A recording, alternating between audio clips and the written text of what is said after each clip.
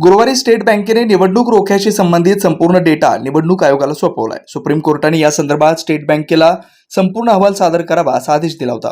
त्यानुसार स्टेट बँकेने संपूर्ण माहिती दिली असून यातून भाजपा, काँग्रेस, तृणमूल काँग्रेस, बीआरएस, बिजू जनता दल यासह इतर पक्षांना निवडणूक रोख्यांशी संबंधित रक्कम देणगी स्वरूपात मिळालेली आहे। यात सर्वाधिक भाजपा पक्षाला 1624 कोटी 15 लाख रुपये मिळालेत, तर त्या खालोखाल तृणमूल पक्षाला 995 कोटी रुपये मिळालेत। तेलंगणा येथील एका राज्यात सीमित असलेल्या बीआरएस पक्षाला सुद्धा तब्बल 596 कोटी रुपये निवडणूक रोख्यामार्फत देणगी मिळाले। बिहारच्या बिजू जनता दलाला 429 कोटी 50 लाख रुपये मिळालेत। या तिन्ही पक्षाच्या तुलनेत काँग्रेस पक्षाला 414 कोटी आणि 35 लाख रुपये मिळालेत। यामुळे काँग्रेस बेचैन झालाय।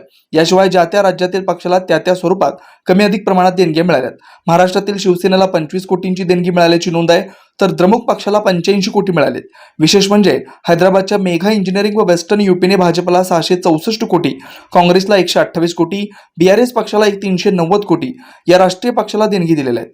या कंपनीने जवळपास 1000 कोटीहून अधिक रक्कम देणगीपोटी पक्षांना दिली।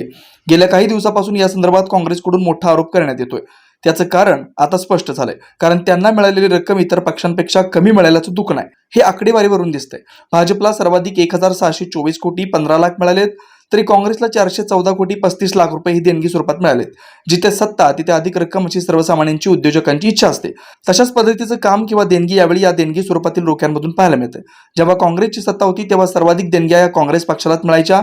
आता गेल्या 10 वर्षापासून केंद्रात भाजपा पक्ष सत्तेत असल्यानं उद्योजकांचा कलही भाजपकडे जास्त असल्याचं दिसतंय। Butterfly garden Montessori English medium school, play group ते 4थी पर्यंत सीबीएसई पॅटर्नच्या शिक्षणासाठी आजच प्रवेश घ्या।